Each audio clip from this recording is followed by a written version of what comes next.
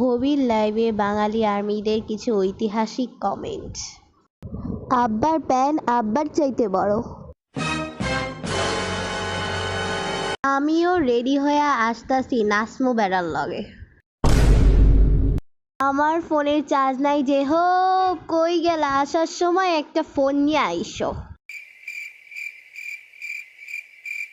এই যে হোক আমাদের চিপা থেকে বের কর।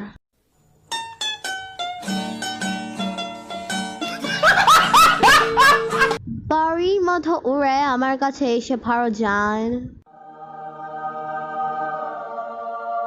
আব্বা জাঙ্কুকরে তো আমারে দিতে পারেন।